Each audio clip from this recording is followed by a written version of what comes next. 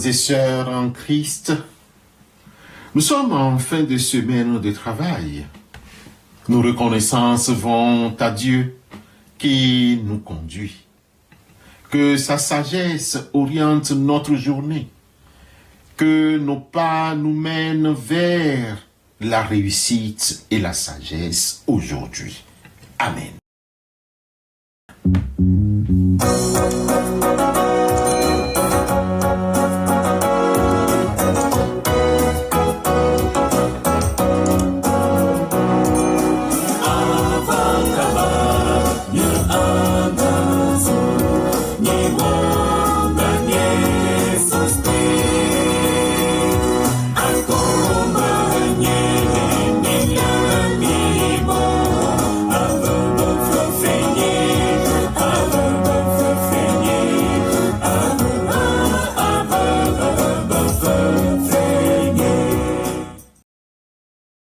Le texte biblique de ce matin s'articule autour d'une vérité centrale.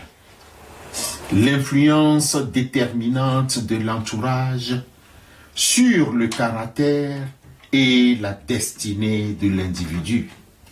Destinée qu'on ne peut jamais changer en Christ. Écoutons. Celui qui fréquente les sages devient sage, mais celui qui se plaît avec les insensés s'en trouve mal. Proverbe chapitre 13, verset 20. Proverbe 13, 20. Bien-aimé, l'auteur pose le postulat que la sagesse ou la folie ne sont pas seulement des traits innés, mais des qualités acquises par osmose sociale. Pour illustrer ce principe, l'auteur de cette sagesse déploie une métaphore horticole contrastée en deux points suivants.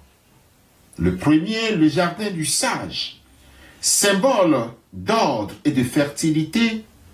Les plantes robustes, les fruits nourrissants y sont présents et verdoyants. Fréquenter le sage, c'est s'imprégner d'une atmosphère inspirante qui favorise le discernement. Deuxième point est le jardin de l'insensé, symbole de négligence et de toxicité. Les mauvaises herbes, les fruits amers repoussent l'habitant. Si attardé expose l'individu à une contamination spirituelle et comportementale menant à la destruction. Bien-aimés frères et sœurs, le texte passe de l'analyse à l'exhortation personnelle. L'auteur souligne le danger du façonnage inconscient. Nous adoptons les valeurs de nos proches sans nous en rendre compte. L'auteur insiste sur le fait que choisir ses compagnons de route n'est pas un acte de jugement envers autrui, mais une mesure de protection de sa propre intégrité. Le message se conclut par un appel à l'action. La croissance spirituelle exige un investissement de temps et d'énergie dans des relations édifiantes. C'est un choix délibéré qui conditionne l'accès à une vie de bénédiction. Bien-aimés, écoutons. Celui qui fréquente les sages devient sage, mais celui qui se plaît avec les insensés s'en trouve mal. Proverbe 13, verset 20. Amen.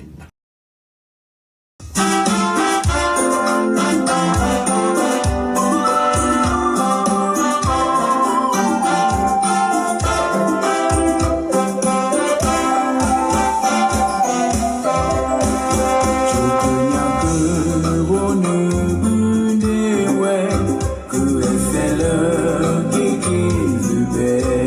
que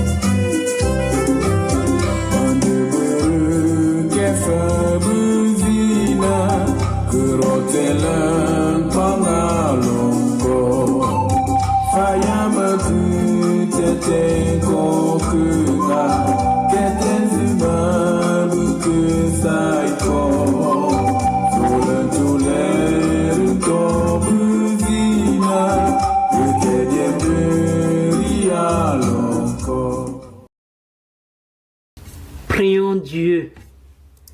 Notre Père céleste, nous venons devant toi avec un cœur humble, reconnaissant ta sagesse infinie et ton amour inconditionnel. Nous te prions pour la sagesse, cette sagesse qui nous permet de discerner le bien du mal, de faire des choix éclairés et de marcher sur le chemin de la vie. Seigneur, nous te prions pour que tu entoures nos vies des personnes, source de sagesse, d'encouragement et de croissance. Aide-nous à reconnaître ces personnes, à cultiver des relations saines et enrichissantes et à apprendre de leur exemple.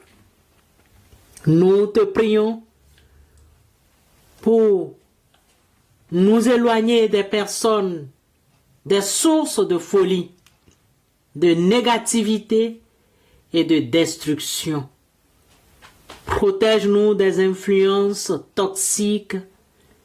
Aide-nous à fixer des limites claires et donne-nous la force de nous éloigner des relations qui nous nuisent. Seigneur, nous te prions pour les personnes abusées et discriminées, celles qui souffrent de l'injustice et de la violence, de la marginalisation. Apporte-leur ton réconfort, guéris leurs blessures et donne-leur la force de se relever.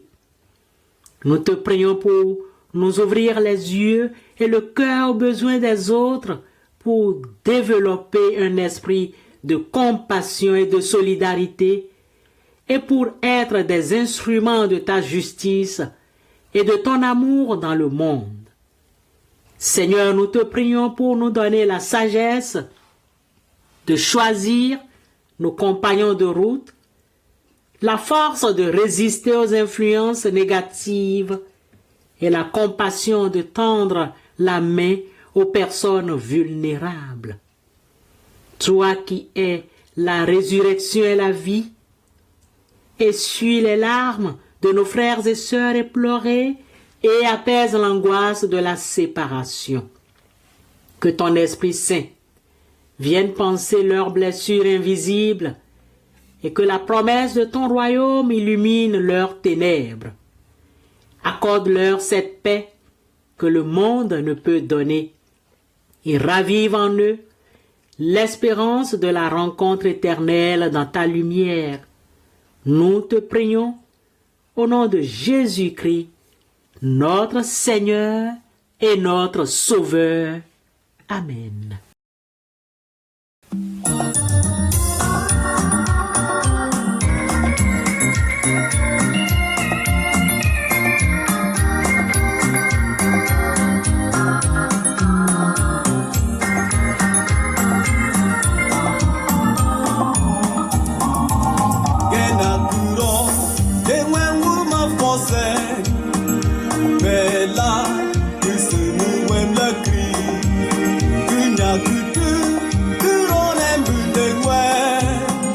Krisa